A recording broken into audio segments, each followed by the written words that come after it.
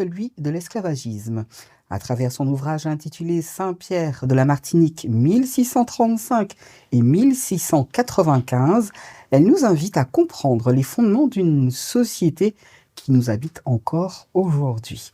Bonjour Corinne. Bonjour Canel. Comment tu vas? Ça va, je suis bien contente d'être ici. C'est agréable, le cadre est agréable. Ça me fait plaisir. Tout de suite, on va parler de l'intention et de la méthode. Pourquoi avoir centré ton étude sur la période 1635 à 1695? Alors, comme je suis géographe de formation, je me suis toujours demandé comment la ville de Saint-Pierre a vu le jour. Déjà, est-ce qu'elle était occupée par les Amérindiens? Le site même était occupé par les Amérindiens avant que les Français n'arrivent. C'est le cas, puisque sur une période comprise entre 350-700 de notre ère, on a retrouvé des vestiges, donc grâce à des fouilles archéologiques. Donc c'est bon quand même à savoir. Alors je me suis dit, mais qu'est-ce qui a fait qu'on pourrait s'installer sur ce site? Et en fait, c'est un site qui est super agréable parce qu'on a 3 cours d'eau qui nous apportent de l'eau douce. La Roxelane, la rivière des Pères et la rivière de l'Anse-la-Touche dans le sud. Et en fait, le site de Saint-Pierre est compris entre ces 3 rivières et sur des terres volcaniques où tout pousse très vite. Très vite. Et puis en face, on a une rade donc abritée qui permet de faire des échanges maritimes. Et c'est pour ça que Saint-Pierre, d'ailleurs, est devenu cette référence en termes d'échanges maritimes par la suite. Et puis le cadre du volcan. Mais pourquoi Saint-Pierre?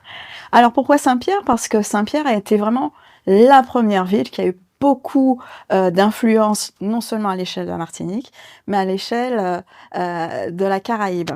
Des échanges, c'était une référence en fait, Saint-Pierre. Alors on n'est pas encore dans ce Saint-Pierre-là. J'ai voulu savoir ce qu'il y avait avant. Parce qu'en 1635, donc déjà montré qu'il y a une période amérindienne, à ne pas négliger. 1635, un développement à partir d'un fort, qui était en bois, un tout petit fort, le fort Saint-Pierre, qui était en bois, et à partir duquel s'est développée la ville. Donc cette ville embryonnaire, j'ai voulu savoir comment elle s'est développée. Est-ce qu'on avait déjà de grosses plantations, habitations, comme on le voit souvent dans les films? Non, pas du tout. C'était pas du tout ça.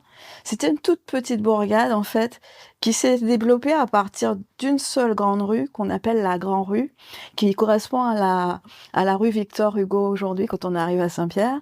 Et il y avait de toutes petites habitations alignées le long de la rue. Alors, ça ne veut pas dire qu'il n'y en avait pas dans les terres intérieures, mais Saint-Pierre s'est vraiment développé à partir de cet axe-là. Et surtout à partir... Des deux côtés ou sur un seul côté? Alors, essentiellement sur les terres intérieures. D'accord, ok. Parce qu'ils ont quand même respecté la distance par rapport à la mer. Et oui, on ne pouvait pas s'installer trop près de la mer par rapport à certaines conditions imposées. Mais le quartier du fort s'est développé en premier. On pourrait penser que c'est aujourd'hui là où il y a la grande cathédrale, donc le quartier du mouillage. Eh ben non, c'est pas le premier quartier qui s'est développé, c'est celui du fort. Alors quand je t'écoute, alors j'ai tout de suite envie de lire ce livre parce que tu nous plonges vraiment dans la vie d'avant. Je suis en train de me poser aussi cette question. Quand tu dis qu'il y avait des habitants, il y avait des gens. Ils étaient habillés comment? Ils étaient comment, ces gens? Alors c'est aussi la question, au-delà de l'aspect urbanistique en fait, je me suis intéressée à qui était là? Est-ce que les Amérindiens étaient déjà habitués à voir les Européens? Ils n'ont pas découvert les Européens en 1635. Ils étaient déjà habitués à échanger avec eux. Ils avaient, à partir des années 1640, de nouveau, c'est les premiers esclaves qui sont arrivés. Donc c'est vraiment le socle d'une société très complexe qui va commencer là, c'est-à-dire des échanges entre Amérindiens, entre Africains et entre Européens.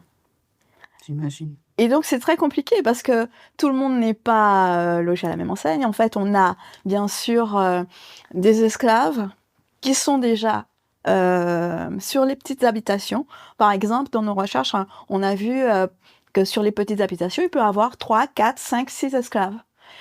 Dans les terres intérieures, on peut avoir un peu plus. Et plus l'habitation va grandir, plus on aura d'esclaves. Donc c'est des rapports très complexes. Une société créole qui est en train de se solidifier à partir de ces de cette période entre 1635 et 1695. Alors bien sûr,